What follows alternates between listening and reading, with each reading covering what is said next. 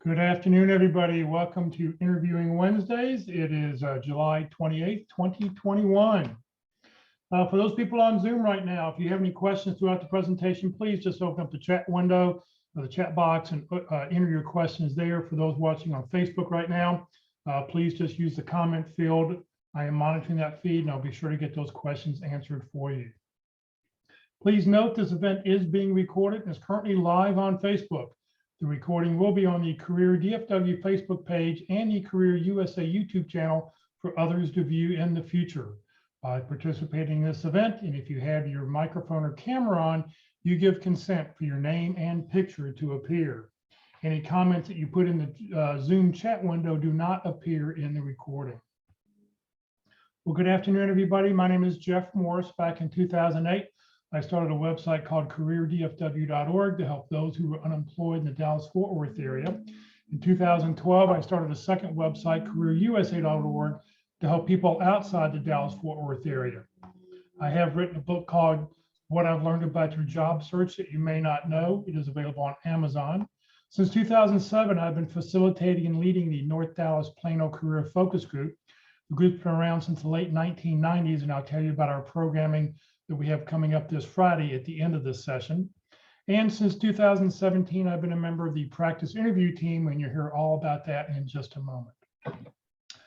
Well, it's sort of sad to say we're about to conclude another 13 sessions. This will be the fourth time we've gone through this workshop. Mark McDonald and Walt Glass have just done an outstanding job presenting interviewing. I mean, who knew that there is so much involved, so much to be talked about for interviewing. So Mark, I'll let you introduce yourself first and we'll hear from Walt.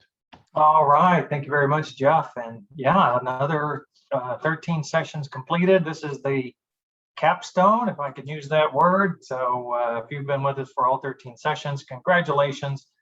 And if you haven't, there's still time. You can go and watch them on YouTube. We'll talk more about that.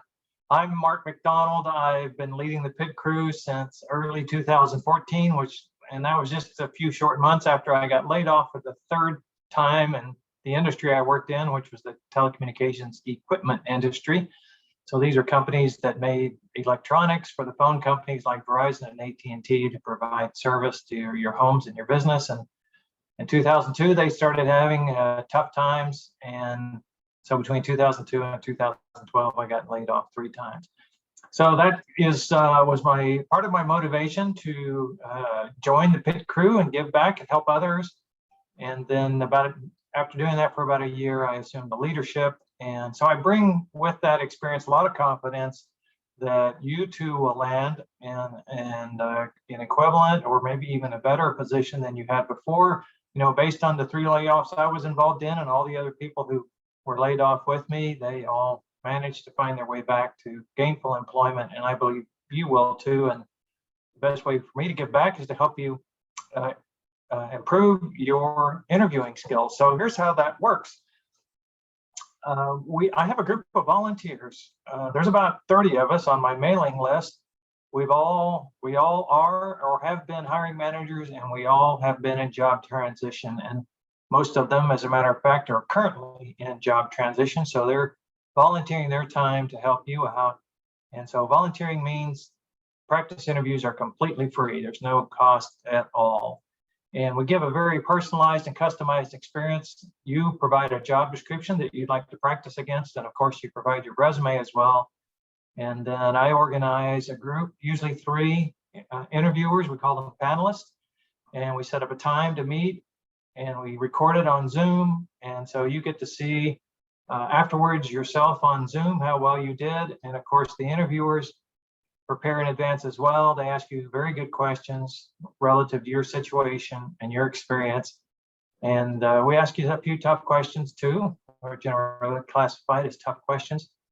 And then we also give you feedback. So you get feedback after you're done from hiring managers, people who have done this as part of their professional responsibility.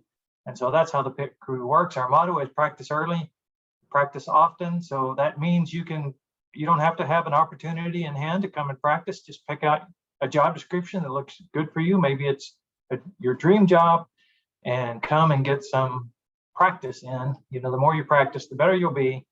just like the more you work on your resume and the more you work on your LinkedIn profile, it continues to improve. The same way with interviewing, you can build your skills, and you'd like to do that in anticipation of when that key interview arrives. So just pick out a job description and send it in to dallaspitcrew@gmail.com, and we'll go to work setting up a practice interview for you. We can do them any day of the week now, so because they're on Zoom. So let me know when you're available, or if there's certain times you're not available, plus 2 days and plus 3 days from when you send in your information. Those would be business days. And that'll help me get started right away to set up your practice interview. There's my LinkedIn profile, and I'm also going to post it on the chat right now. So you can just click on that and go to my LinkedIn profile. If you would like to link in with me, please include a message that says we met on Interview Wednesday. And I'd just like to know where we made contact, and that's good enough for me. Add you to my network, and that'll help you when you're trying to find connections in your target companies. My network will be available to you. You'll be able to see it. So what's going to come up next? One-way interviews? Yes, one-way interviews. So besides the two-way interviews, which I just talked about, the Pit Crew also provides one-way interviews. And the Pit Crew offering is very simple. There's only 4 questions. It's primarily aimed to give you an opportunity to become comfortable with this type of interviewing, because I got to say, it's very strange when you're doing a one-way interview and nobody's on the other end. You're just completely talking to a machine. And so it's something I think you should practice. And I'll give you the questions in advance and a link to the tool. And then after that, you just interact with the tool. So they'll present the questions to you. You can record your answer. You get 3 minutes for each. And then after you're done, you get another link that will take you to your video. Nobody ever sees any of that unless you decide to share that video link. And pretty much after we get it started, I'm completely hands-off with that. So that's the way it works. And I think Jeff and I know Jeff and Walt also have their versions of the one-way interview that may be a little more in-depth than what the practice interview team does. But as I mentioned, our goal is just to get you comfortable using the tool.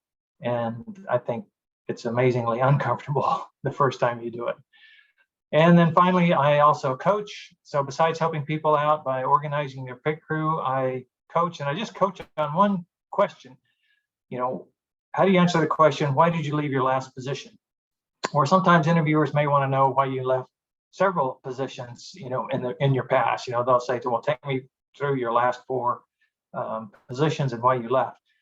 So if that's going to cause you some angst, anxiety, if you think it makes you nervous to be able to answer that question, then let's have a confidential discussion about your situation, and we'll figure out how to tell your story with brevity and confidence, and also how you might respond to any follow-up questions that arise from your situation. So it's very much personalized to you. It takes about an hour, and just reach out to dallaspitcrew@gmail.com, and we'll set up a phone call or a Zoom call and have a discussion about your situation. Thanks, Jeff. Mark, thank you very much. Walt, good afternoon. Good afternoon, everyone. Walt Glass here. I got good news and bad news for you. The good news, let me give you the bad news first. I've raised my prices for the workshop from $500 to $1,000 because the person told me one day after the workshop, said, I've given you $1,000 for this workshop. Well, of course, I messed up and didn't say, shall I send you an invoice? But nonetheless, so I've raised my prices. That's the bad news. The good news is I'm still offering 100% discount. So sign up today, take advantage of this discount. What do I do? It's a little bit differently than the Pit Crew, which I hardly recommend you do also.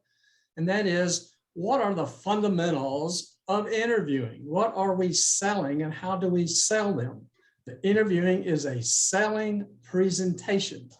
I don't know about you, but I don't know anybody that does a presentation without practicing it unless they have it knocked cold to begin with.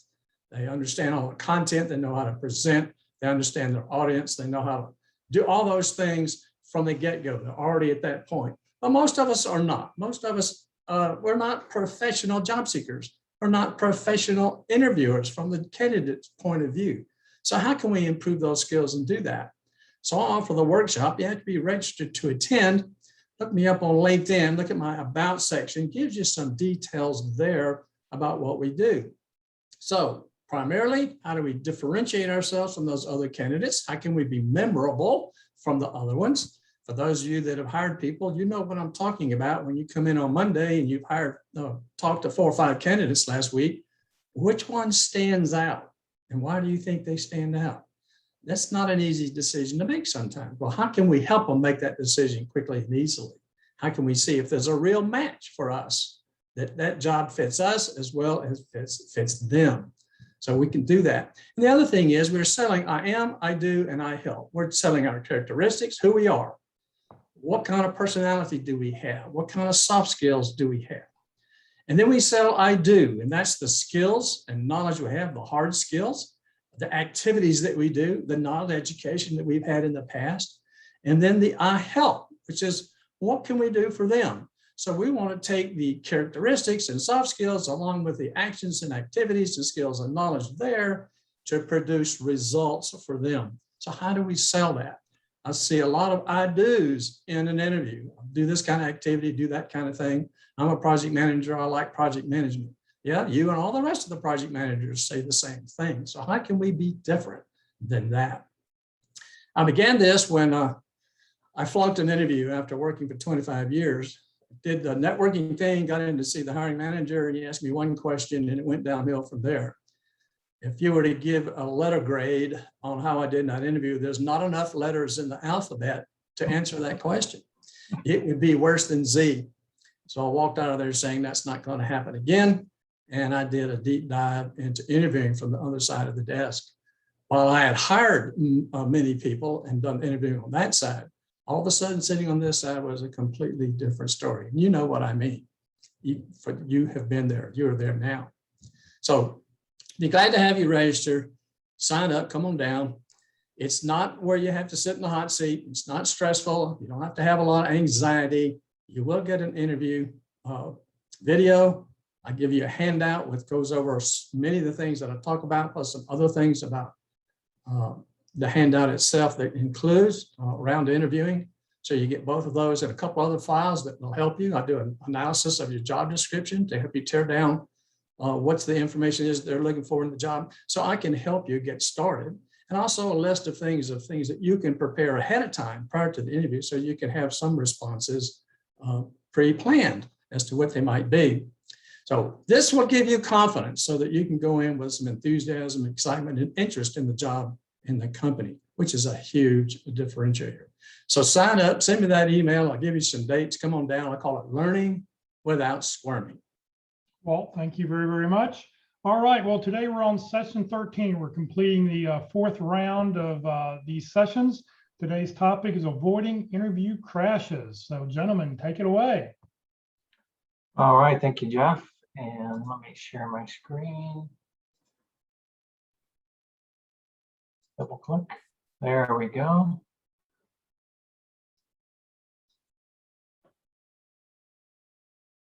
All right, well, welcome everybody. And I see quite a few people have already put their introduction information in there. If you are brand new to the pit crew or brand new to job search, please also identify yourself as a new person. And those that have been in search a while longer, there's definitely a lot to learn, and they can shorten your job search. So if you have some experience behind you, reach out to those new people and make them feel welcome and offer to help them out, offer to provide assistance. That's what the pit crew is all about. We get to do that a lot when we meet face to face. And today we just had another discussion about how what we're going to do when we go back to meeting face to face. So we're starting to plan that. Although when we're going to be able to do that, I think is up in the air as ever has been. But we're looking forward to that time.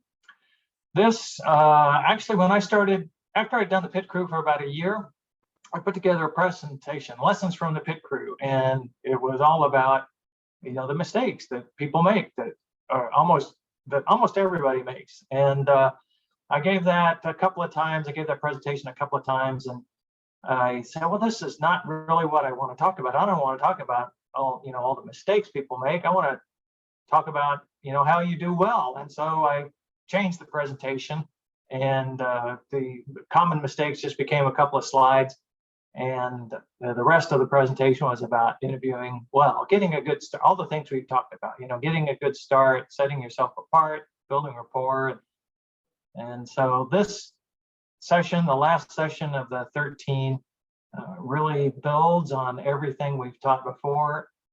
And we're just going to look at the common mistakes that people make, and hopefully you'll be able to avoid them once you're aware of them. We're going to look at them all at once, in a group. And now at the end of this, you may be kind of overwhelmed.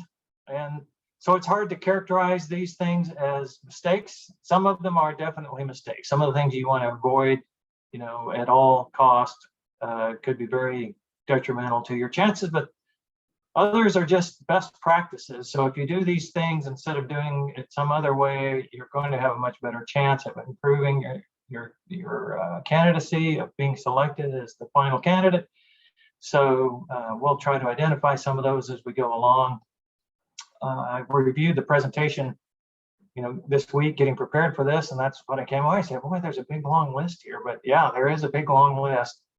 You're not going to be perfect on every one of them, and we'll identify the ones that are, really to avoid, and the ones that are going to make a more positive difference in your experience. Let's see, one more thing. Put questions in the chat window whenever they occur to you, and we'll take questions just about any topic. Now, we're going to have pause every now and then to answer questions about this topic, but this particular presentation is going to cover a lot of ground. So I expect that you're going to have questions, and so go ahead and pop them into the chat window. And if you have a question that doesn't come up, today, question about interviewing, if we have time, we'll entertain those as well. And if we don't have time, we'll reach out to you afterwards to make sure you get an answer to your question. So you can put that in the chat window as well. Here are the 13 sessions, and if you're new or you kind of came in the middle, all of these are available on the Career USA YouTube channel. So go to YouTube, type in Career USA, all one word, no periods or anything, Career USA, and that'll take you to the Career USA YouTube channel, where Jeff has a whole bunch of videos. One section is dedicated to interviewing, and also all 13 of these are available in that section. We've done this this is the fourth round of doing these, and so I think we deleted the first round. So there's 3 previous versions of each one of these presentations on the YouTube channel for you to take a look at if you want to go back and review, or if you want to get ahead, or if you've missed some and you want to catch up. Those are all available. And there's some really good ones in here. Demonstrating enthusiasm and building rapport, for example, are really good ones. The structure of this to help you with your search is that the first 5 are all about preparing to interview. The second 5 are all about effective interviewing. And then the last 3 that we've done, and this one that we're doing today, are some advanced topics that build upon the first 10. So you really want to take a look at the first 10 before you delve into these last 3.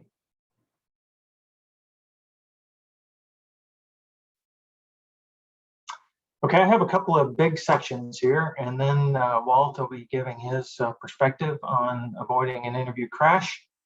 I'm going to go over a typical interview script, and so this highlights all the things we've talked about in the first 12 sessions about how to interview effectively, and then we're going to go through some mistakes that people make, and mostly these are by frequency. So I'll break them down into categories, and we'll talk about the most common mistake that people make, and then the second and the third and the fourth, and you'll get a perspective on that.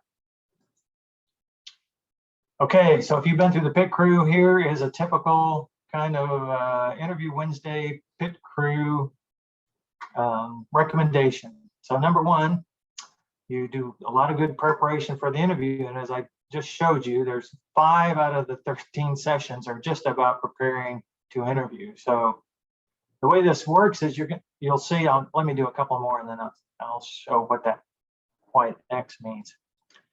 You're going to greet the interviewer and then deliver your statement of enthusiasm.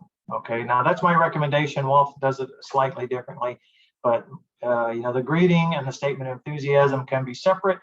I'm suggesting that the statement of enthusiasm be the greeting. So right away you start to talk about why you're enthused about that particular role. Okay, then you have an opening statement. You've prepared an opening statement and you deliver that opening statement. Often the interviewer will say, tell me about yourself, or what brings us together today, or why are you interested in this position? So that's your key to make your opening statement. And so you do that. And now let me tell you what the white X's mean. The white X's mean today we're going to talk about this topic because this is a place where people make common mistakes. Okay, so we're going to focus in on those topics with a white X on them.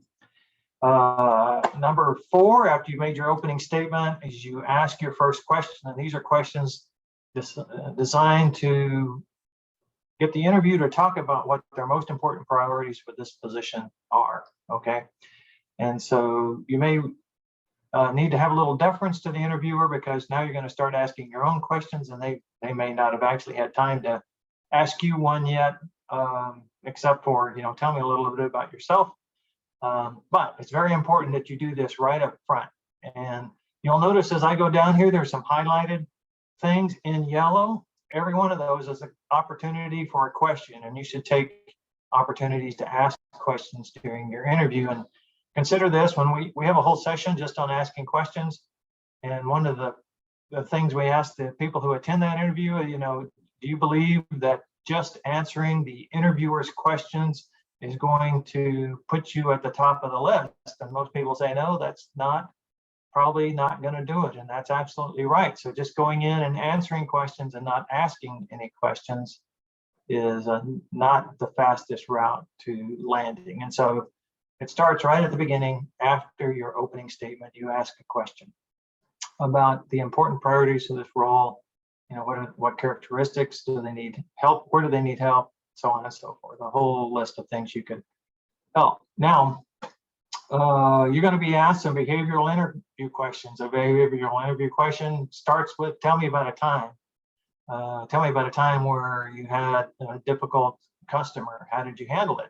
So that's a chance to tell a star story, a structured story with a situation, a task, an action, and a result. A lot of people make mistakes when they do this. And so this one gets 3 X's. We're going to talk about this one quite a bit. Now you get a chance, maybe you get asked a negatively oriented question. I see you don't have this experience, or I see you don't have this degree, or tell me about a time where you made a mistake, or the project you were working on didn't complete on time, or completely failed, so to speak. So you're going to get a chance to do that, and we're going to give you some feedback and reminder about how to do that well. A common question is, don't you think you're overqualified, or some sort of question that implies you're overqualified. So we're going to talk about how to handle that well. Asking a question after a star story is a good opportunity to ask a question. So they ask you this question about a difficult customer, and then you may pop up question and say, well, when customers are unhappy with us, what are they usually unhappy about? That'd be a great thing to know, because they just ask you, how do you handle an unhappy customer? So that's a best practice, right? Is to, not for every question, you can overuse these, but at the appropriate moment and something you're curious about, pop up a question based on something they ask you. Answer the question, why did you leave your last job? And of course, that's something I coach on, and we have half of a session dedicated just to answering this question. You're likely to get this question early in the interview process, maybe not the first interview, but certainly after that, people will be curious about why you left your last job, or why you left several of your last jobs. So that's just the thing people are curious about. Here's an opportunity now to ask a leading question. So you lead with what you'd like to hear a time about, a time when I did something, and then, that's an achievement. you're trying to lead the interviewer to let you tell a story that you want to tell, okay? Let you tell about a success that you want to talk about. And so that's a leading question. There's another way to work in a question and talk about yourself and your achievements and how you can help your new employer.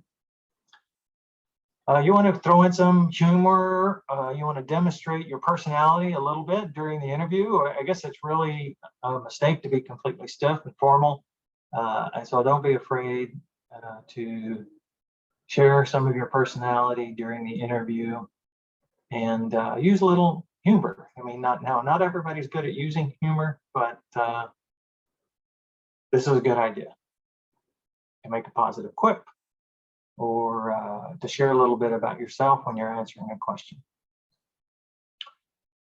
Now, if you're in a panel interview, more than two interviewers, then or more than one interviewer, I mean, you have to make sure you pay attention to all of the interviewers. And so this is something that we see people make a mistake of, focusing too much on one interviewer to the exclusion of the others.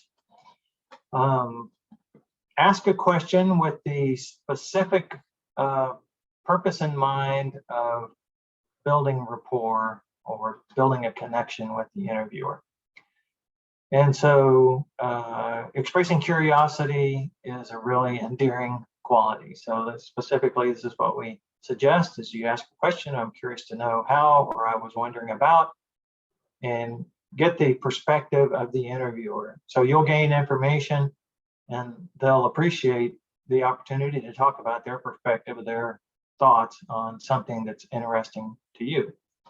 And of course, what's going to be interesting to you is something about how you can help them in their roles based on your previous experience. And it may even be something that they haven't thought of, which would be really a home run. Compliment the interviewer. This is something that very few people do, but if they say something insightful, or you're starting to build this connection, this rapport, you've got an opportunity to compliment them. Now, don't use this on panel interviews unless you are, complimenting the entire panel, but we'll talk about that too coming up. Bring your work product. This is a great thing to do. Bring some work product with you to show off at the appropriate time. And even on the video interviews, you can't hand it to them, but you can show them. You can say, at the beginning of the interview, I have the job description, I have the resume, I have my list of questions I'd like to ask. And oh, by the way, I brought some work product. This is a data sheet that I did. And if we get a chance, I'd like to share it with you or talk about how I did that. So there you go. Now you've got some work product. Work product's really, you're an expert in what you did. And if you're, it gives you a chance to be proud of something you've done in the past that's applicable to what they need. So that's a good practice as well. Answer the question, what are your salary requirements? We have a half a session just on this as well. The same one we talk about, why did you leave your last job? We also talk about how to answer this question, what are your salary requirements? So this is not going to be something that we give much feedback on today, but it is part of the list of preparing for and delivering a good interview. And then your almost last opportunity to ask a question is your end of the interview question. So you prepare these in advance. Some of them may get asked during the process of the interview if you get a chance to drop them in, but certainly you'll have some at the end. What are the next steps? And asking for some feedback at the end. How do I match it with your ideal candidate? So and we'll give you some feedback on mistakes that people make in this regard. And then finally, a big one, ask to be advanced to the next step, ask for the job, make a good closing statement. So mistakes are made in this area as well. So that's kind of the script for a successful interview, using all the parts and pieces and techniques that we teach in this 13 session series. Let's go on to common mistakes. Okay, common interview. Is there any questions that I can answer real quick about this? Don't see any. Okay. Common interview preparation mistakes. So number one, not focusing enough on the company's missions, values, goals, and customer experience. In general, you need to spend time figuring out, what's important to the company and their missions, values, and goals. And if they have a retail presence, you can go to their store or their office or visit their website and find out what that experience is about. Okay. Also, not very many people, or not enough people, I would say, who come through the pit crew have attempted to seek out information from former employees or current employees. Okay, so you can locate former employees on LinkedIn, and you can try to network into them and just ask them questions, give you some inside information and some insight about the culture in the organization, maybe the challenges they face. It's a great opportunity for extra preparation. It's a best practice, I would say, to take this step, and it'll inform your interviewing and give you a much better chance of being the final selection if you do this. Now, if you haven't done this for the initial interview and you get called back for a second and third interview, the urgency to get this done ramps up, and now there's some time pressure. So this is kind of all built around target companies and preparing in advance and finding a job instead of being found, instead of just sitting at home and waiting for someone to call you with an opportunity that looks good to you. Turn that completely on its head and start a search for companies that or you suspect, and then you verify through informational interviews, so that they would be interested in you. They have opportunities that you would be interested in, and a culture that excites you as well. That's a much better approach than the random walk of waiting for a job to open and a good company and you being the perfect candidate for the job.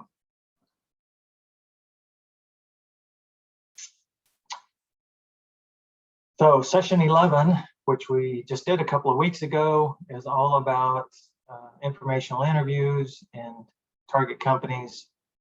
And go take a look at that session if you'd like some more information. Now, also, people don't analyze the job description, I would say. In general, when they come to the pit crew, we prepare, sometimes we prepare much more than the candidate appears to have prepared specifically for the job description. And so there's a whole session, I think it's session 5. Yes, analyzing the job description is session 5. So spend some time with that job description, but just realize that it may not be current, and it may not be all of the job requirements. And so part of the best practices is very early in the interview. As a matter of fact, right after you've had a chance to make your opening statement, you're going to start asking questions to find out if there's any additional requirements or things that are not on the job description, or a different perspective from the person in front of you about what's needed for this role. And I think a lot of times you're going to find out there is, but having a good understanding of what's written down in the job description is a good start, and spend some time on that. And you can even do your own verification before the interview starts by reaching out to people who have the same title, or who had the same title, who used to work at the company and had the same title. You can call them up and say, well, once you've made a little contact and asked them for some help and they've agreed, what is actually required to do this job? What are the challenges that this position faces? What kind of skills would make a good, a productive and successful, employee for this role? And so you can pick up that information in advance by finding people who've had the similar job in the past, who work at a company or don't work at the company, used to work at the company. So opportunities missed when you don't do that kind of outreach networking, I would call it. Okay, opening statement mistakes. So number one is an unstructured response. I would say most of the people who come to the pit crew don't really have a good idea how they're going to answer this question. Okay, let's say 80%.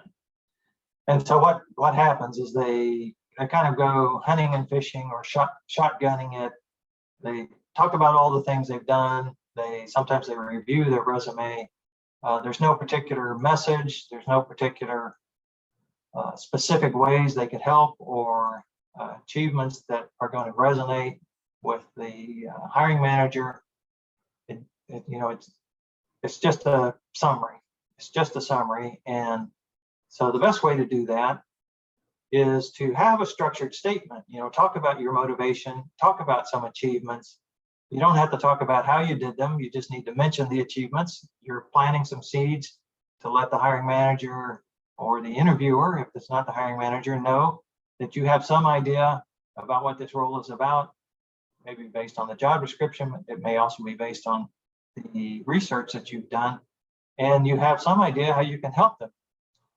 And so those are kind of the two areas that you need to cover: your motivation and the ways you can help.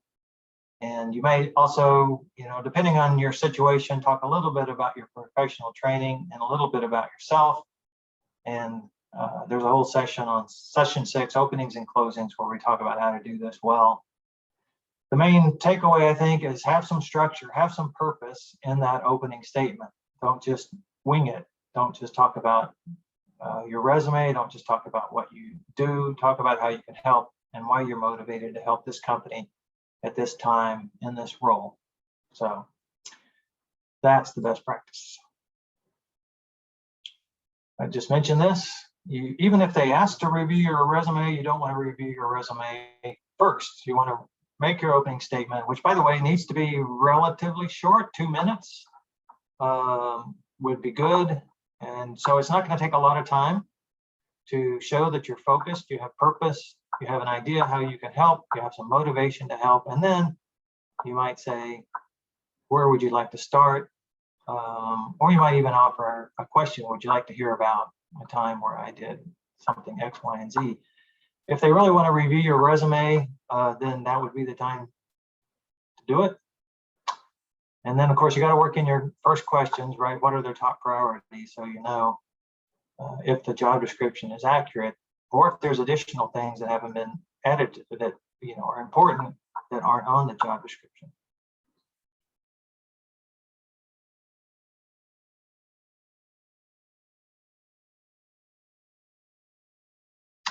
Okay, yeah.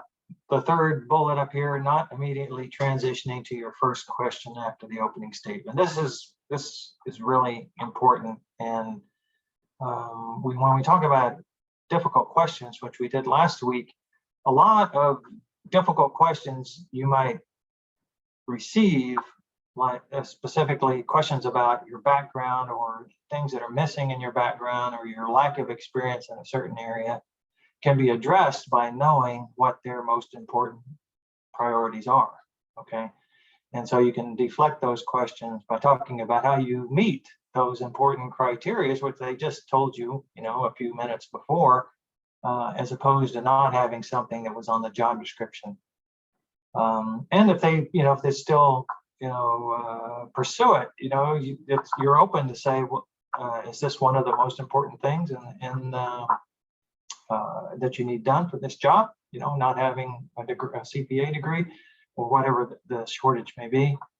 So it's got a lot of benefits in the interview when you come across some difficult questions, if you know and what their most important priorities are, and you've asked every interviewer that question, okay? Because you may get a slightly different or even a dramatically different perspective from different functional people who are asking you questions. And there's some examples you might questions you might ask. What are the characteristics of top performers in this role?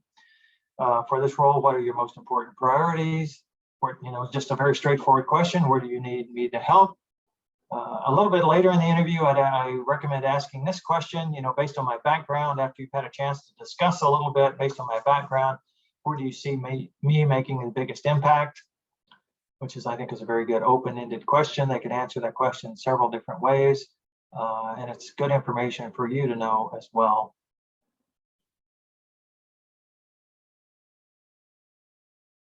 Now, some interviewers do not give you a chance to make an opening statement.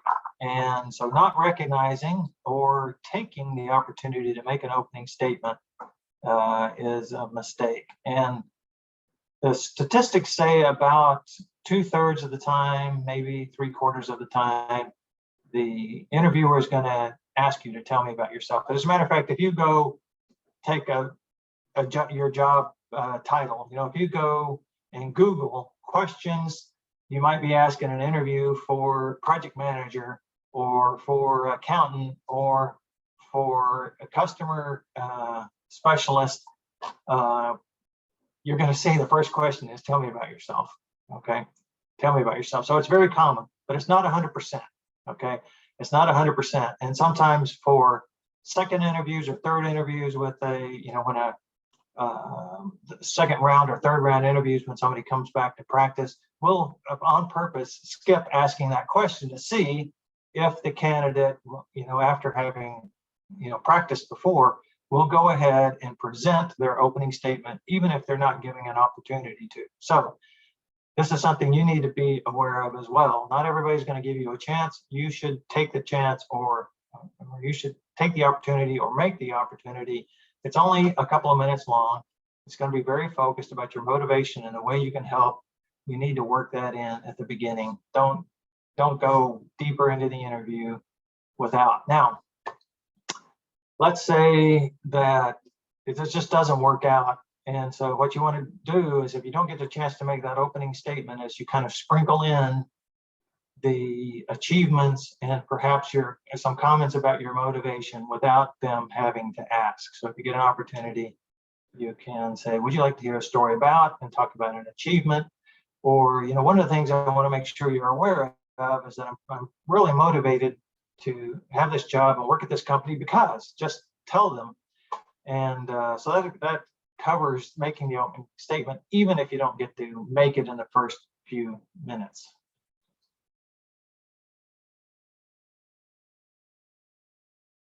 Yeah, here you go. The offer may not be obvious that they ask you to make an opening statement, and it may not even be intended.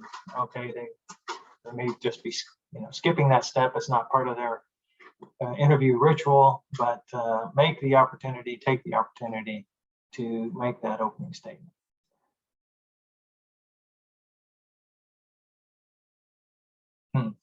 Change. Okay, yeah, the fifth, I got a lot of these opening statement mistakes. Too much focus on what you do versus how you help. And so these are Walt's words, I do and I help. In the opening statement, it needs to be really focused on achievements and how you help. The chance to talk about how you did it and your personality, who you are, will come up later, but in the opening statement, you're planting these seeds. I can help you. Talk about how you can help. Okay, and so the recommendation is that you don't talk at all about how you did it, just how you can help, what the result was of some activity. Okay, star story mistakes. Star stories are really powerful. They can use them to build an emotional connection with the interviewer, and of course, star stories end well. So there's a powerful result at the end. But people tend to make some mistakes based on kind of a misconception, I think, or a misunderstanding of what the objective is. And I'll tell you the bottom line. The bottom line is to get to the result within 90 seconds. And so sometimes people will jump the gun on the star story. They won't listen to it all the way. They think they know the answer, and they'll start to speak too quick. Walt's going to cover this in general as an issue with answering any kind of question, not just star stories. Making the star story too long is the primary thing that people do. Now, some people can make it too short. They're too terse. They don't provide enough information. And so that's a mistake as well. But by and large, almost everyone, 9 out of 10 candidates at the pit crew, we give them feedback to be more brief. And so the real trouble with that is the situation and the action part of a STAR story. So a situation, task, action, result. And so a lot of times people want to cover the situation in quite a bit of depth. I was one of those people as well before I learned this, because my perspective was, if you don't understand how difficult the situation is, you're not going to really be able to understand how great what I did was. But that's what's covered in the result, right? So you don't need to spend a lot of time on the situation. As a matter of fact, it can be very brief, just placing it in a context of where you worked, where, what your role was at the time, what level, for instance, you were in the company. Also, the action can be very detailed. I mean, there may be a lot of things you did, okay, and you would want to talk about all of them, but you need to also shorten the action part to. So if you have 5 things that you did and you want to talk about all of them, just say, well, I'm just going to share with you the 2 most important things out of the 5 things that were key to this result that I got, which, then you're going to talk about the result. And if the interviewer is curious about what the other 3 things were, they will ask, and then you get another 90 seconds to provide additional information. But if they're not, they may be impressed with the result, but it's not, top of their mind, then you haven't used up time talking about things that they're not particularly interested in. So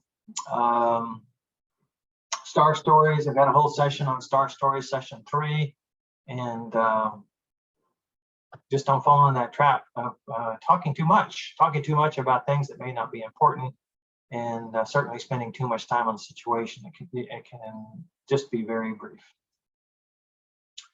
And and what oftentimes happens when people spend too much time on the situation, too much time on the action, they forget to say the result. They forget the money line.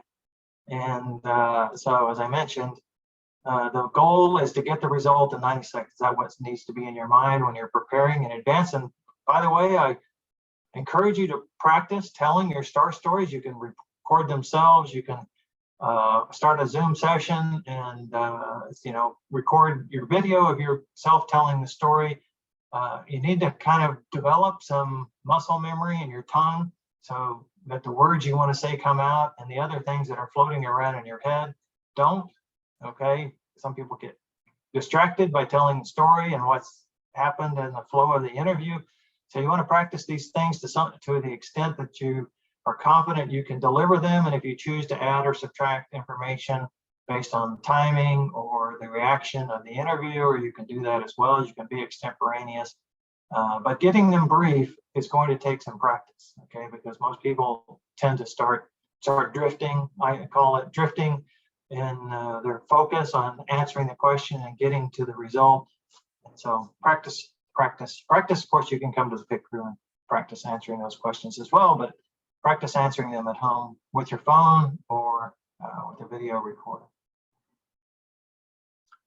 And just, we say this all the time in the pit crew, brevity is better. So if you can give a STAR story, the situation, task, action, and result in less than 90 seconds, go ahead and give it in less than 90 seconds. Brevity is valued by hiring managers.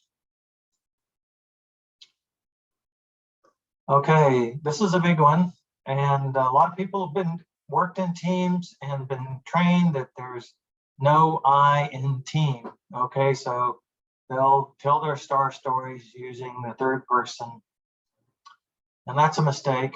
The task can be a team task. The action needs to be what you did. Okay, it needs to be your part.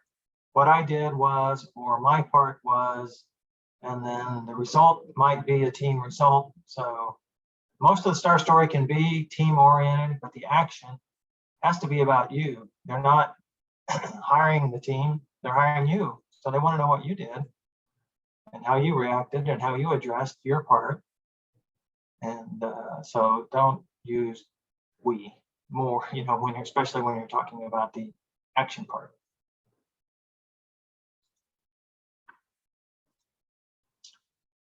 Okay, yeah, talking in generalities. Some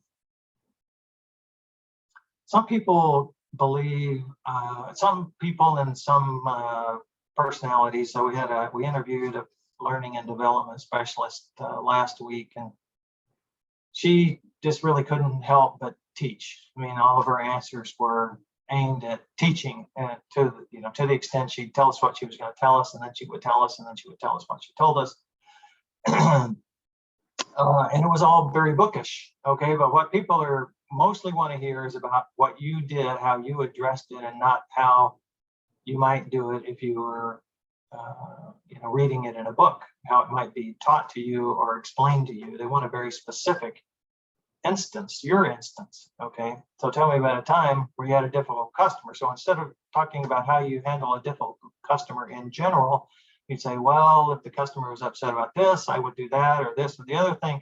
They want to hear a very specific story, an example of how you handled a difficult customer. And so you're going to include details that only you would know that apply to the story that you're telling. So those, and that's its own trap right there, okay? Because you can be too detailed or too specific. So you have to decide, and this is why you practice in advance, which details are important to this story, and use those details, not all the details, not every little nuance needs to be included, but enough needs to be included to build your credibility. And that's how you do it. You talk about things that are very specific, have numbers. Dollars are good. Dollars are the best. You can talk about dollars, but transactions are just numbers, and transaction events, or percentage improvement. Or if you're just telling a one-on-one story about a customer, you can be very specific about what they were upset about, because right? Because you asked those questions, and that'll help build credibility. A caution about percentage, some people say things were improved 50%. Well, that's not very helpful unless it's put into context. So things were, it's a lot different improving things by 50% if it's 2 to 3 than if it's 200 to 300, right? So there you're back to providing a number to put that percentage in context, okay? And that will tell them what the scope and span of your achievement was.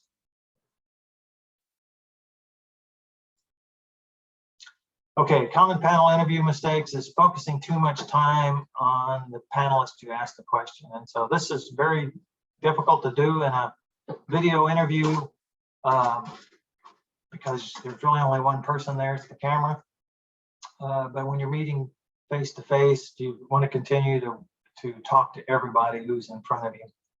So spend a little bit of time, a couple of sentences for each person, and just go around the room as you answer the question. This also gives you a chance to see what their reaction is, to check their body language or their facial expressions to see if you're landing or not. And so that's a common mistake when we used to meet face to face, that people would tend to spend too much time addressing the person who asked the question and not with the other members of the interview panel.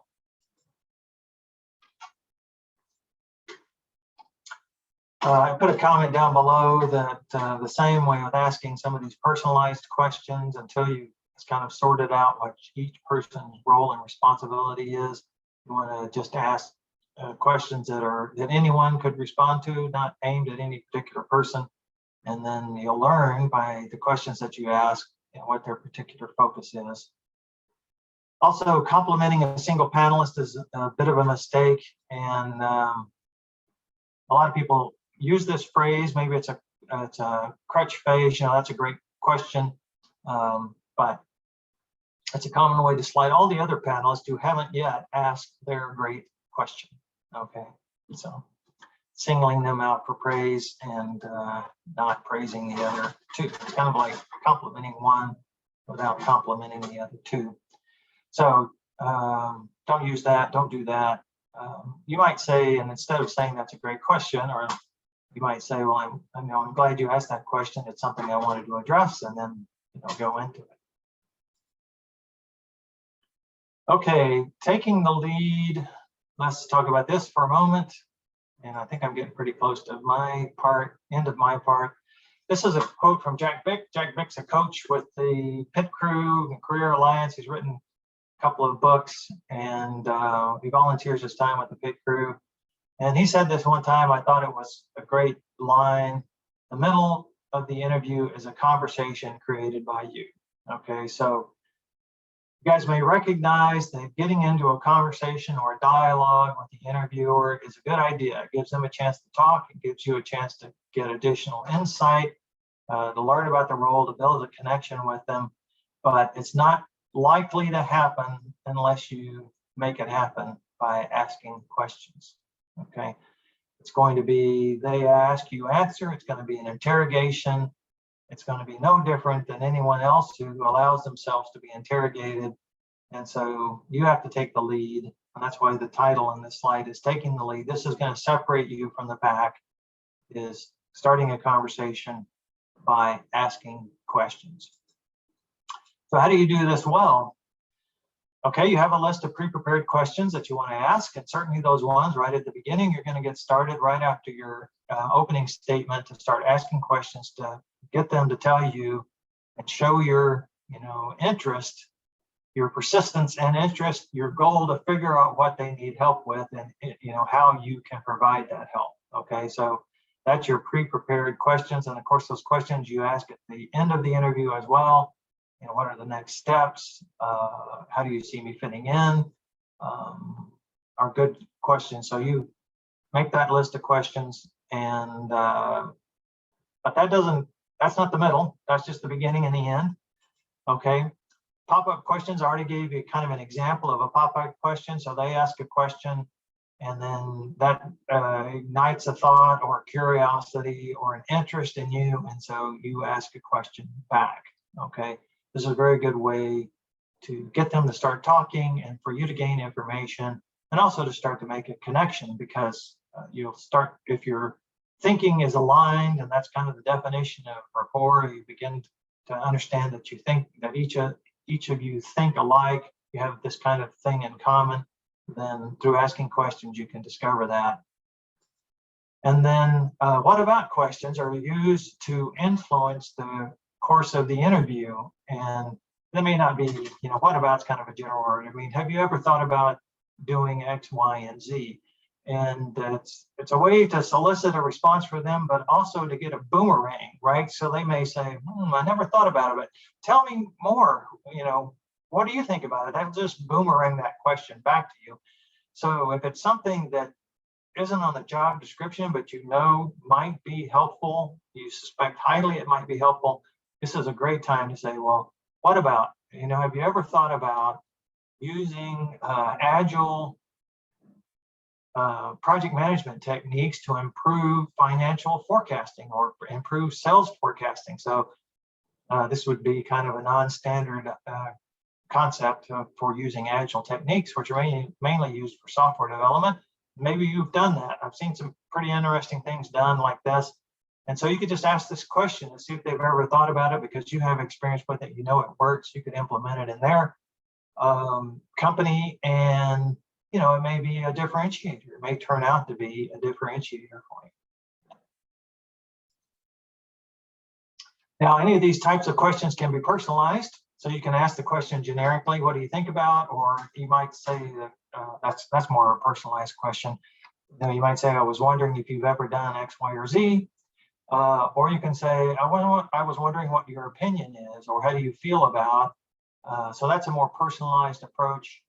And when we talk about asking questions in session 6, in session 8, asking questions in session 8, we talk about how you personalize questions. And so that's a best practice as well.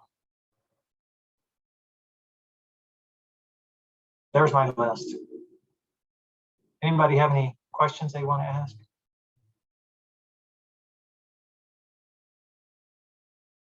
Walt, take it away.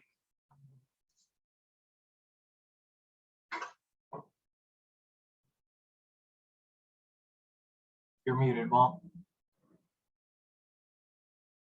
Yeah, I agree with everything Mark said. So let me just go over a couple things. In general, in the past sessions, kind of Mark has put together his stuff, and I've put together my stuff.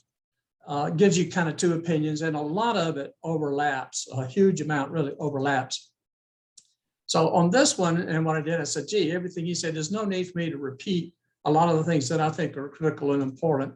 So I tried to remove a lot of the overlap that would come from what I would say and what he would say. So by the fact that I don't say everything he said does not mean I hardly support his stuff, because I do. So that's good stuff. So before I show the first slide that I have, here's the nutshell of avoiding crashes. There's two ways I can say it. One is you didn't do things in lessons 1 through 10. Okay. So it's kind of a really large amount of stuff, but what are the ones that may be the most critical in impact? And so, but I would come down to a phrase or something, I think, like this.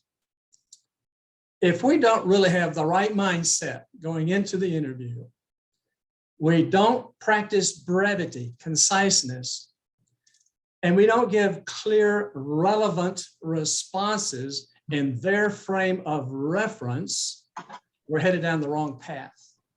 So it's your mindset that makes a big change. And if you have the right mindset, and that gets me into the first slide, that'll help us do a much better job of presenting ourselves and differentiating ourselves with other candidates. So I just picked out a few of them. And so let's talk about negative questions for a moment, because generally they're kind of scary to answer and it causes a little bit of anxiety about how we handle them. So one response that I get is, I can't think of anything. Well, you're going to get blown away with that one, because there's got to be something negative in your background and experience. All right. So that one doesn't get us very far at all. And if we're too brief and terse, now there's a part of brevity that I think is paying attention to, and I'll get into that in a second. But we can't just say something negative and just leave it there.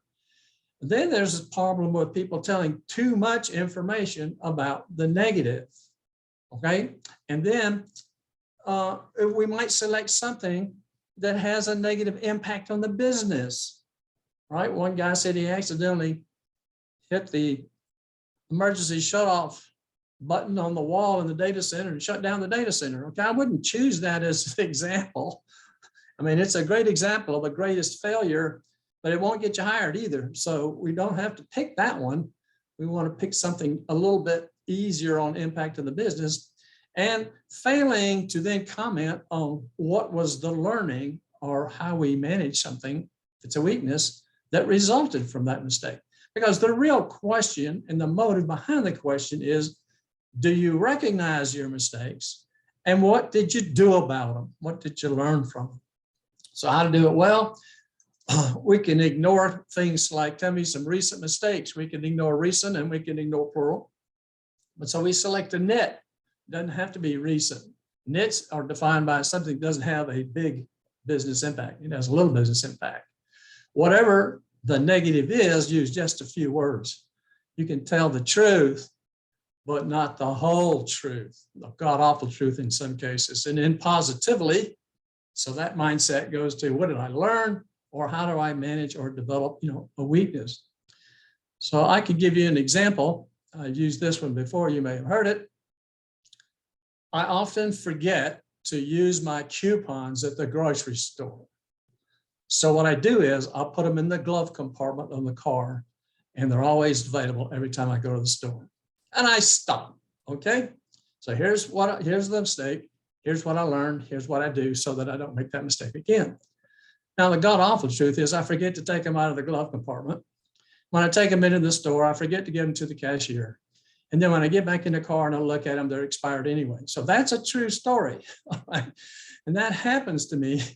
And I still have problems with the dadgum coupons, okay? Well, I don't want to, if I'm an open truth teller, I'm going to just open my kimono and just show all the bad stuff, all right? Well, those of us that want to do that are not going to be successful in getting the job. So we can tell the truth.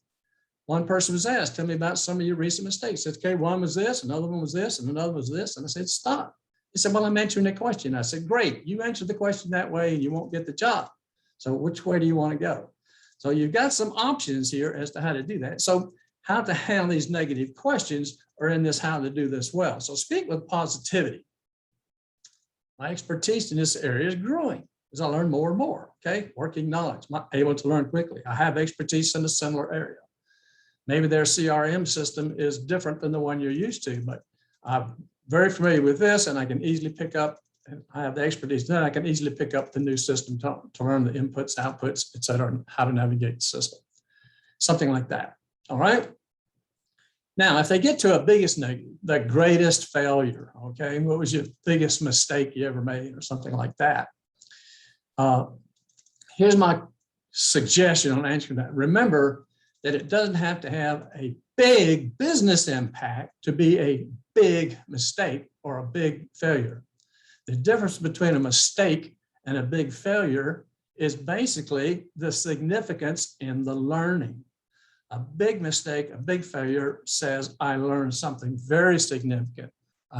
It changed my way. I do things differently from my own because of that. So let's again, we don't have to pick one like we shut down the data center. We can just pick something that was significant. And I told one like this. It said, well, I read the 1 Minute Manager by Ken Blanchard years ago. And then he said, catch somebody doing something right. And it changed my leadership style from that day forward. And even in my personal life with my family and my children, all right? I came home that day and I caught my children doing something right and it blew their minds away. I couldn't believe it was me talking to them. You know, what happened? Because I said, I saw what you were doing. We didn't do anything, Dad. We didn't do anything. I said, yes, you were. You were sitting in there playing together, having a good time, enjoying one another's company, you know, and they were like amazed because I would say something like that to them instead of saying, whose socks are these on the floor? Come in here and pick these things up. So I changed that approach. And that works also well in the company. So now when I recognize somebody, I would recognize them individually first. If they get a bonus, I give them the pocket, they have the money in the pocket first, then I recognize them publicly. So that kind of thing changed my life. So that's just an example of that. Overqualified. Now, several of us fit in this overqualified question, and many I hear are very.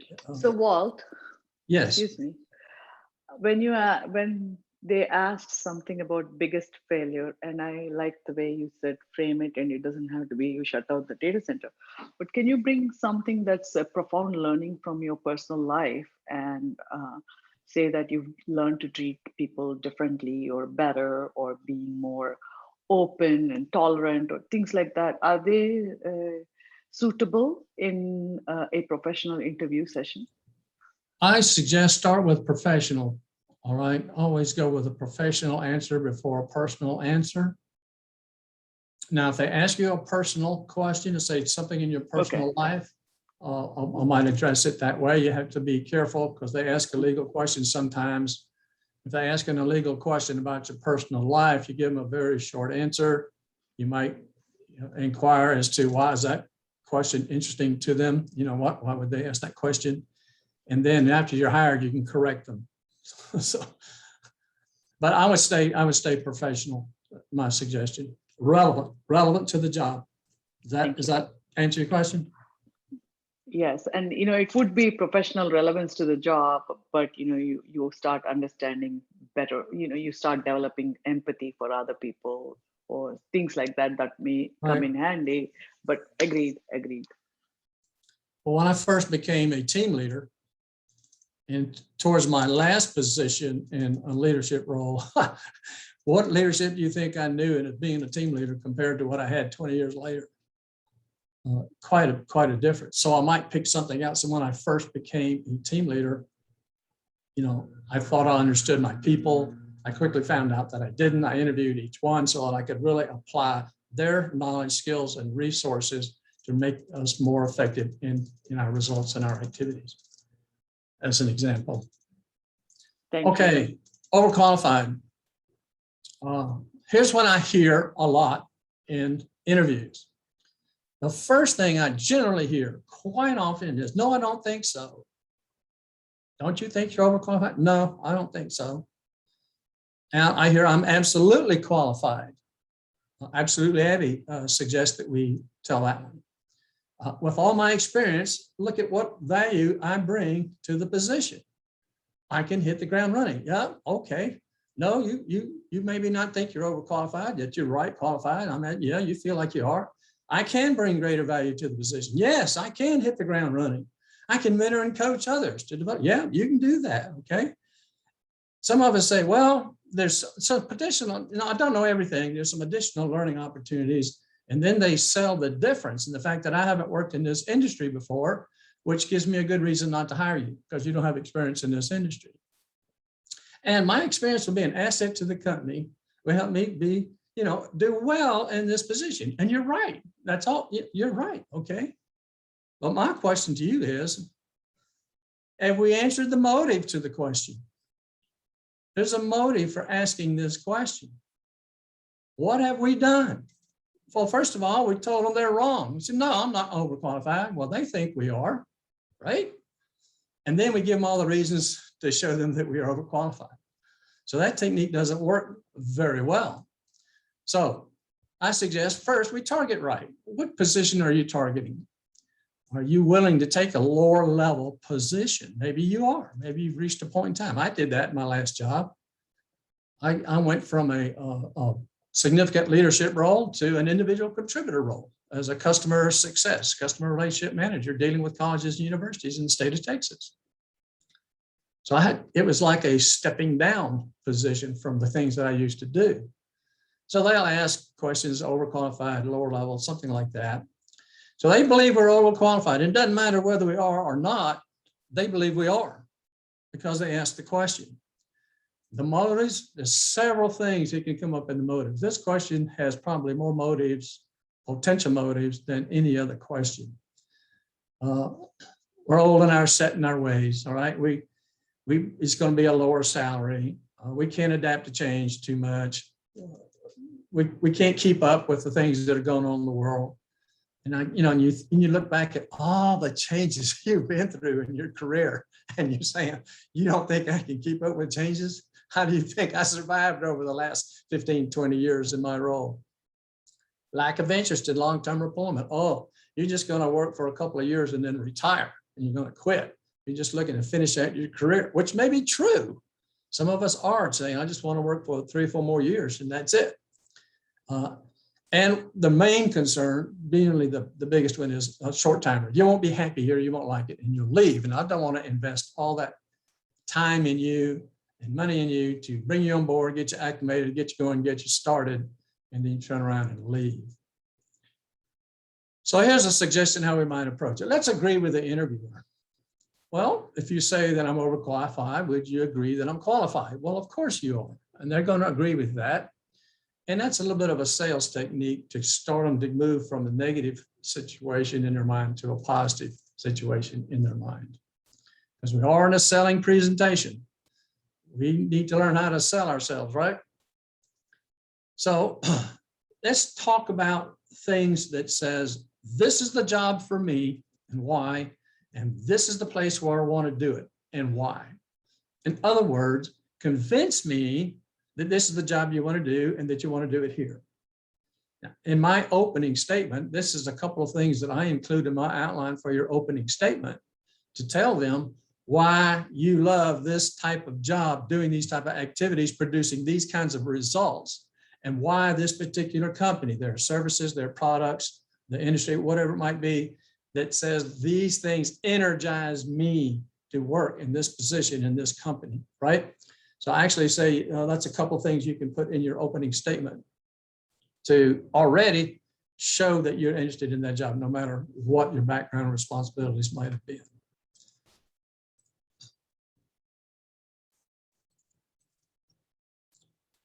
I also suggest we go to the motive itself, to the most general, most often used motive of why asking this question. And we close it. We go directly to the motives. I never take a position where I'm not fully committed. That tells people that I'm not a short timer. This is the thing I want to do. I'm 100% in on this. I won't be leaving soon. And if other motives are revealed, if they come back and say, well, I'm concerned about salary or something like that, then you're going to have to address those. Are you willing to take a lower pay? Have you had experience working with a younger boss? Have you shown your adaptability to change and your flexibility to move forward? And you probably have some stories where you can talk about those kinds of experience and how you handle those and show that it was not an issue or a problem. Closing is a big one. So I brought this one in. The biggest mistake I see is no close at all. Zero close, nothing. Thank you for taking the time to talk with me today. I look forward to hearing from you soon. Okay, I cringe when I hear those words. I'm sure that a car salesman will come up to me and say, well, I'm glad to show you these vehicles today. Thanks for coming in and talking to me and find out this information. I look forward to hearing from you soon. Here's my card, and you walk out. No, car salesmen don't do that. No salesperson does that. But we do as candidates, we do it often. We don't close a sale. We all agree we're in a selling situation, then we ought to have a close. Not summarizing your interest in the value that you bring. So in a close, it's like, well, you've selected this automobile. You like the color, you like the engine, you like the interior, okay, you like the seats, you like the sound of the radio, so, you know, all that stuff. All the reasons somebody would like to buy, you know, that you found out during the sales process, which is why we ask those questions in the beginning. What are you buying? Who are you buying? How do you define success in this role? What are the characteristics of the person to be successful in this role? What are the most important ones? Because then we can sell to those things. That's why asking that question is so important that Mark emphasized after your opening statement. So we also don't request feedback. We're afraid to ask for feedback. Many reasons for this: fear of rejection. I don't want to put my interviewer on the spot. I don't want to put any pressure on them. I just want to leave it alone. I'm afraid to ask it. And then we don't take charge of our job search. It's called the interview and hope method. I'll come in, interview, answer questions, and hope that you call me.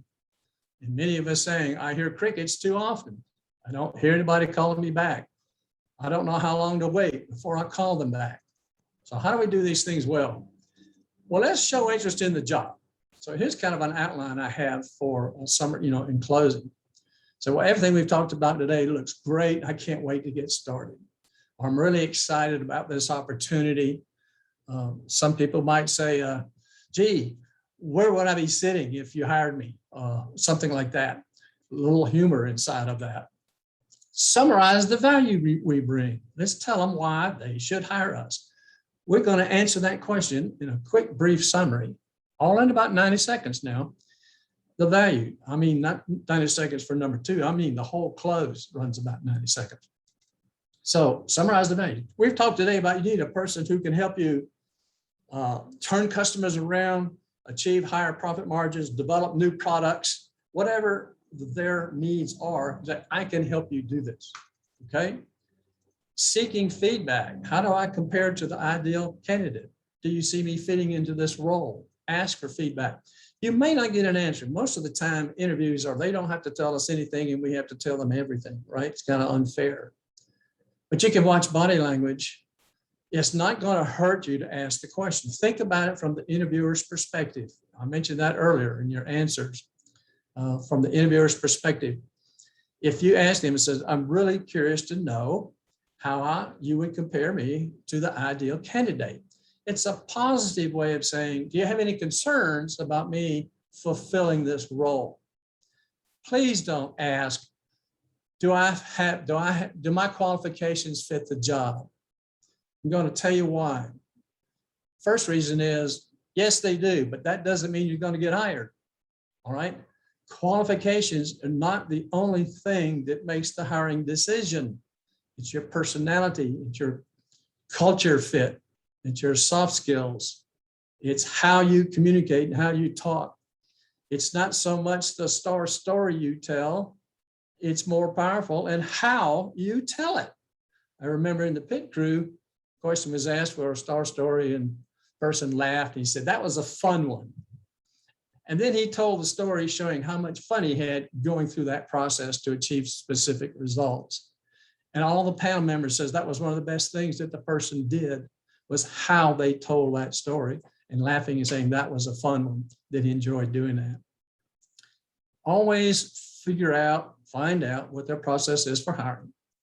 Update it as you go along. Who will I be interviewing with? What are their names? What are their roles? Get as much information as you can.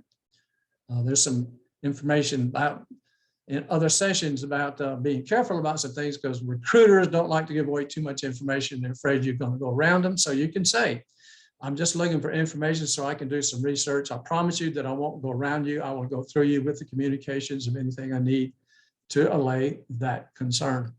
But always find out what's the update. Who's the hiring manager? Who makes the hiring decision? Could be HR. When's the projected start date? When's your decision date? Who will I hear back from as a result of this meeting? When should I hear back from them? All right, those are the questions that you ask. Because why? You want to know everything you can know about the next steps. When it's going to happen, what's going to happen, whatever. Then you know when to contact them. When should I hear back from somebody? Okay, well, Jeff, you said I'll hear back from you. And when should I hear back from you? All right, so it's a Friday week. And if I don't hear from that date, can I give you a call on Monday about 2 o'clock in the afternoon? Right? That's called taking charge of your job search, right? And that's what we want to do. And depart with the same enthusiasm and interest on the job in the company as you entered. It's not one of, thank God it's over, some relief. It's one of, it's been great visiting with you today. It has been, and it's the way you say it. Repeat, I can't wait to get started. I look forward to the next step. Those kind of comments. Now, let me just talk about some general ones. We'll kind of end up this thing. General interviewing mistake that can lower your standing. All right. I would say this is the most important one. It's not demonstrating genuine enthusiasm or interest. So if your mindset is one of fear, anxiety, not sure, that sort of thing, when you walk in, how can you show enthusiasm or interest? It's pretty hard. But if you are genuinely excited about the position, the company, the interviewer, finding out more about the jobs, the expectations, the roles, the things that you'll be doing, the achievements, the things, that how you'll be measured, and finding out all those things, it is exciting and energizing to you, then you will show that in the interview. So we need to be in that mindset. How do you get there? Well, it's practice. It's practice, right? Practice gives you that confidence. And that's what Mark and I are in business doing, free of charge, to help you shorten your job search so that you can say, all right, I feel very confident. And now I can show that interest and enthusiasm in the interview itself. Answering the questions. If your view is just to go in and answer these questions and get out of Dodge, that's going to be pretty poor for being selected as a candidate in moving forward. A lot of people go in and say, you know, just please God, help me answer these questions and get out of here. Well, that's one end of the spectrum. I just described the other end. So prepare our questions, prioritize them so we can integrate them during the interview. I wholeheartedly suggest we ask that opening question on the characteristics, or how will I be measured? What achievements are you looking for me to accomplish in this role? So we can start selling to those things. It starts a conversation starter. You don't just find them out. We said, okay, which one would you like to talk about first?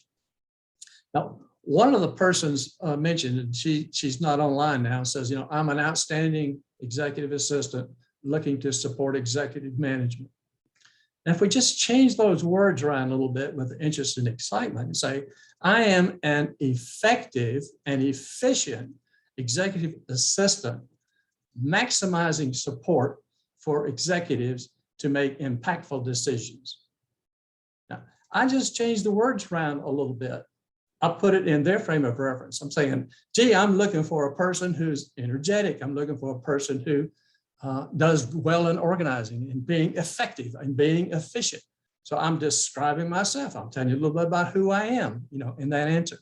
So it's just a different way of thinking will generate these kinds of words. Speaking too quickly while trying to formulate a response. Or I'm telling you, there is some pressure on us to answer a question quickly, or we think we're going to just die right there on the spot. We've got to answer right away. No, you don't. No, you don't. In fact, that's totally wrong. I'm going to tell you, usually I say, consider this or consider that, and I'm just going to tell you flat out.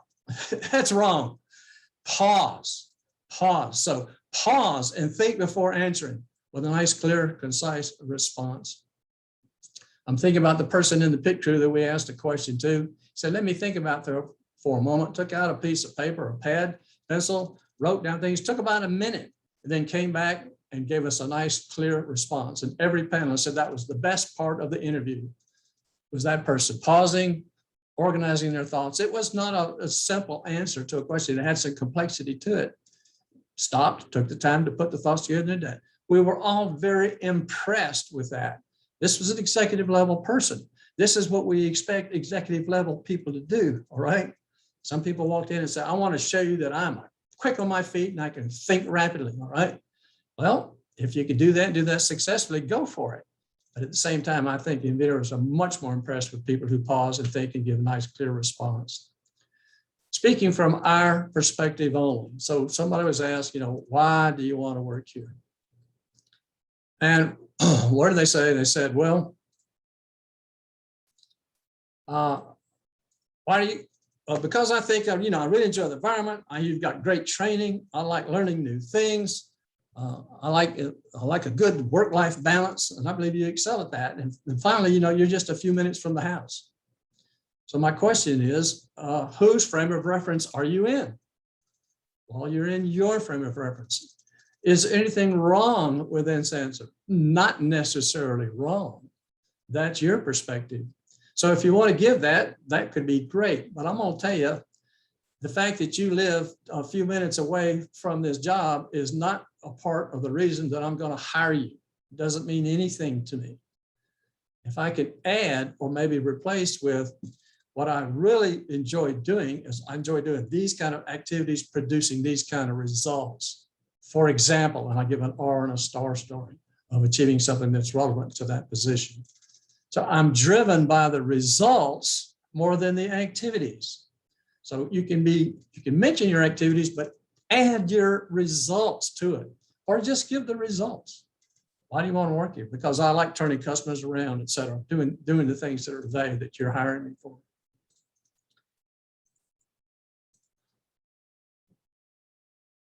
Listen to and all the things we're telling you, listen to them as suggestions as the interviewer. How would they be?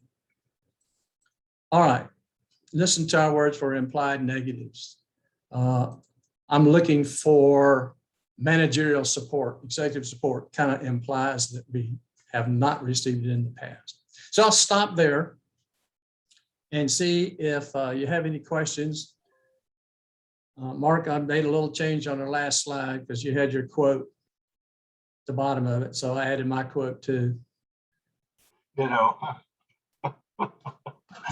Shanna asked, what if employer asked, what do you plan to be doing in 2 to 5 years?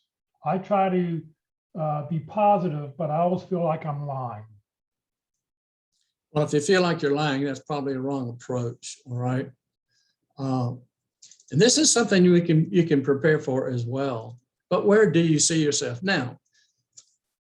One answer to that question may be how I answered it. It said, I'm like to do this role for the next 10 years. This is what I'm most happy doing. This is the thing that I enjoy the most. And I'm happy. In other words, this is fine for me. This position is great. Another person that might want to say, well, I'd like to be president. I'd like to be CEO. I'd like to have a more responsible position. All right. What kind of vision am I looking at? What kind of person, where am I looking to go into this thing? So if you want to grow in the organization, then give examples. As I'd like to have a more responsibility and authority, perhaps a job that does these kinds of activities or whatever. I know that a lot of accounting people, Mike Warner's on the line today, and he knows accounting up and down, CPA, backwards, forwards, all that stuff. But to produce the books every month is not his forte. I mean, yes, he can do that, but what does he really want to do? What does he really want to be? Well, it's kind of that expression of, I love in telling executives where we've been, where we are, and where we're headed. And I like doing the analytics and analysis on that. I like projects. So that if we're looking at something new, I can put an analysis together. So talking about things like that, let's say these are things. So your job may not do that initially, but you're looking to move into that position. Maybe you don't have the experience for it now, but you like to gain it through working and on the job training. Okay. You want to add anything, Mark? Yeah, the one thing I would add, and this kind of helps in your career planning as well, is if you've got some years of experience, go through and make an inventory of your accomplishments, your greatest accomplishment each year. So now when people say, ask you this question, where do you see yourself in a few years? You can say, well, I looked over all my career and I was the happiest doing X, Y, and Z. I did that for whatever it was, 7 or 8 years in a row. And, that's what I really want to do going forward because it gave me a lot of satisfaction. So you're providing some data, more or less objective, right? It's still subjective because you did it, but it's objective because you wrote it down and added it up, about why, why you want to be there and why you want to do what you're being asked to do. All right, we have another question. What if the interview goes on so long that your brain is dead and you're starving and you're starting to make mistakes? You have 2 options: fall asleep or ask for a break. Yeah, I just suggest, say, can we take a break? There's nothing wrong if it's gone a while for that. Sometimes interviewers have no respect for us because they'll set up 6 interviews in a row in the same day and expect us on number 6 to be just as vibrant and cheerful and exciting and interested as we are on the first one. And it can be kind of tough to go through that process. So it's okay to ask for a break. But I know that people say, oh, well, we're going to have lunch in between, so you get a break there. And what happens during lunch? They interview all during lunch too. It just goes on. So I would say, can we take a break? Ask for the number of minutes in the break. Don't just say a break and then adhere to the number of minutes. I've seen it happen so many times. Take a 5-minute break. There's no such thing as a 5-minute break. I've heard it so many times. We're going to take a 5-minute break, and you get back and you're ready to go and nobody else is ready to go. Does that help? Okay. Mark, anything for that one? Nope. Oh, okay. Karen asked, how best to answer the salary question?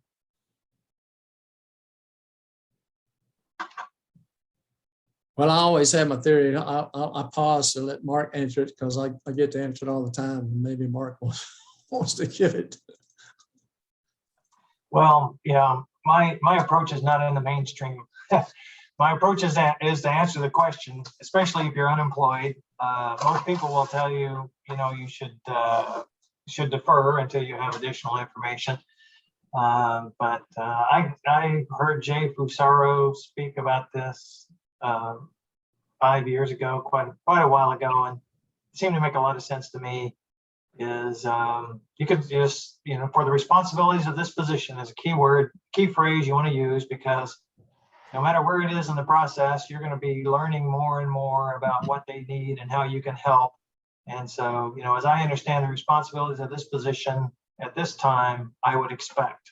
Okay, now the windage on this is if it's early in the process, you give them a range. As a matter of fact, you give them a pretty good range.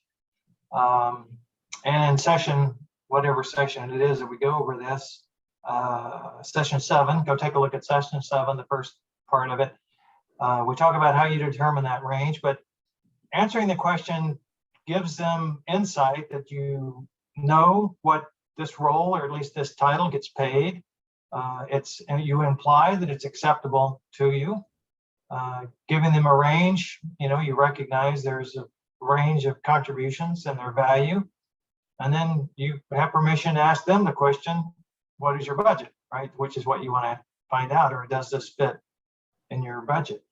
And then, if they ask you later on, you can tighten that range up, right? You can start tightening that range up. Now, there is just one comment about the range, right?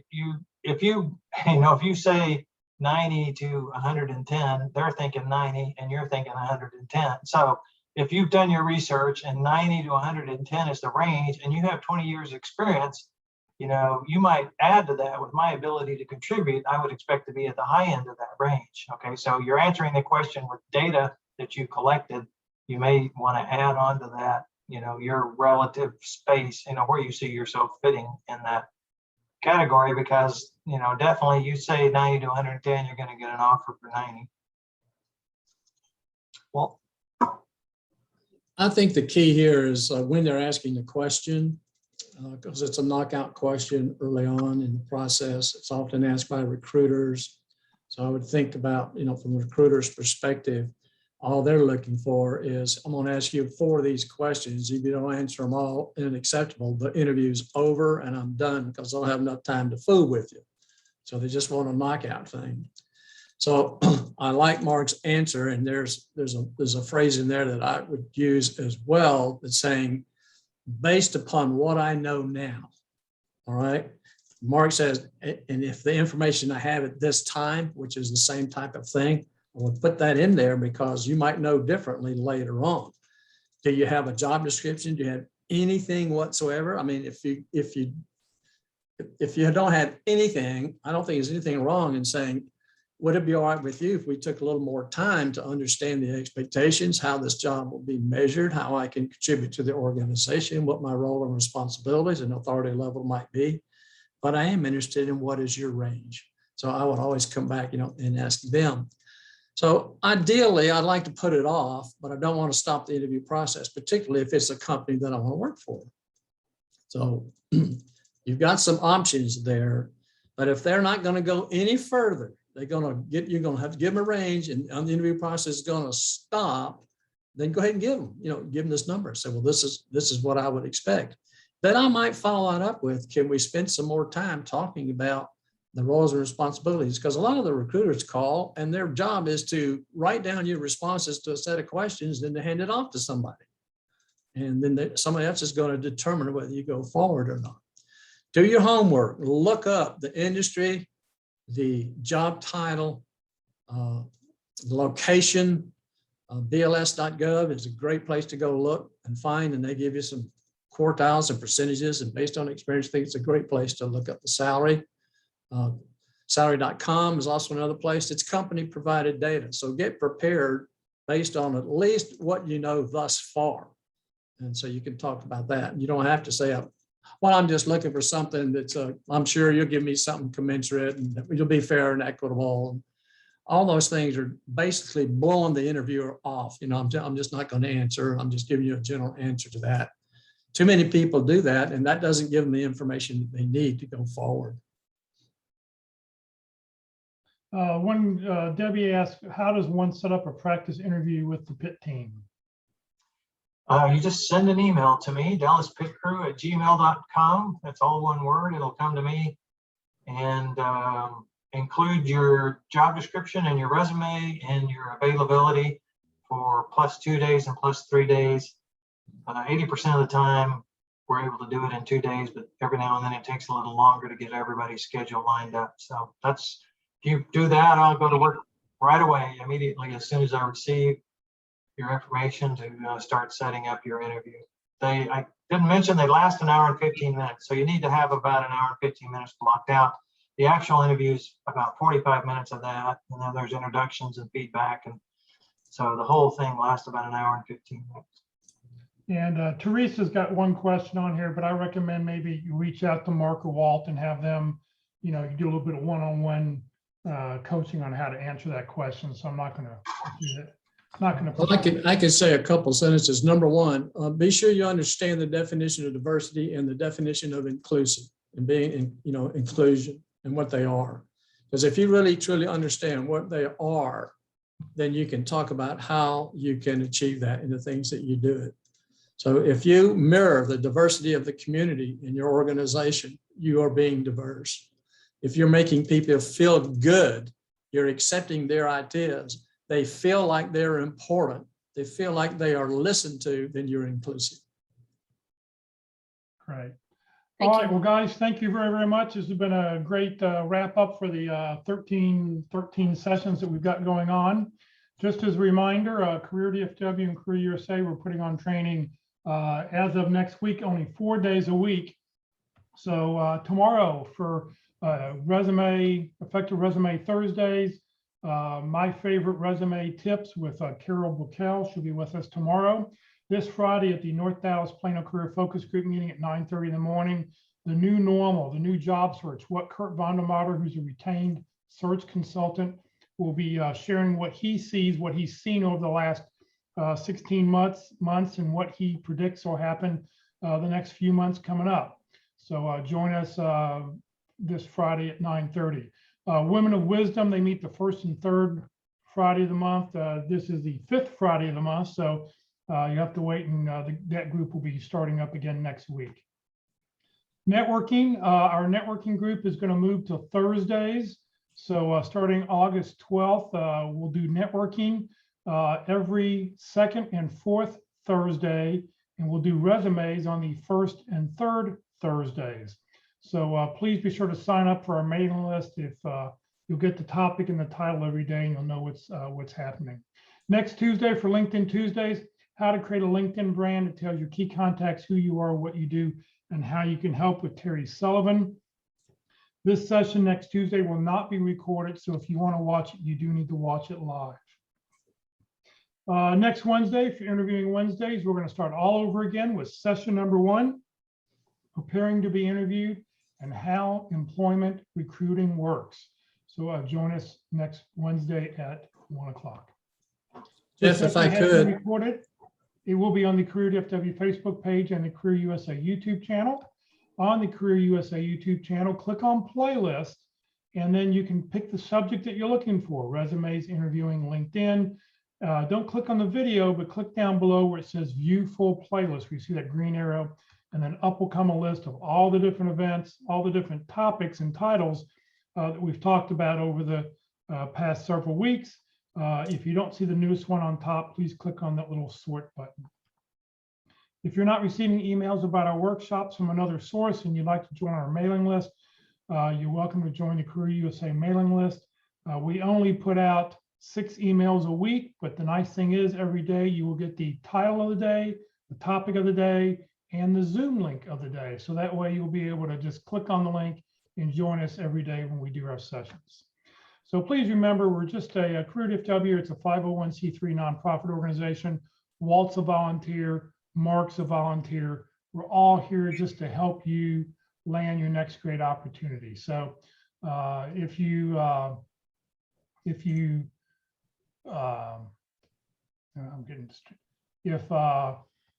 please consider making a donation when you land your next job. We'd really appreciate it. That way we can continue to provide the services that we're providing. So thank you for joining us today. There's that email address if you'd like to subscribe.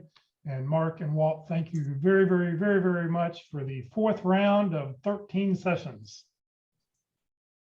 I would like to add, if I could, that tomorrow at 2 o'clock, I'll put a link into the chat window. I'm going to speak more in detail about successful interviewing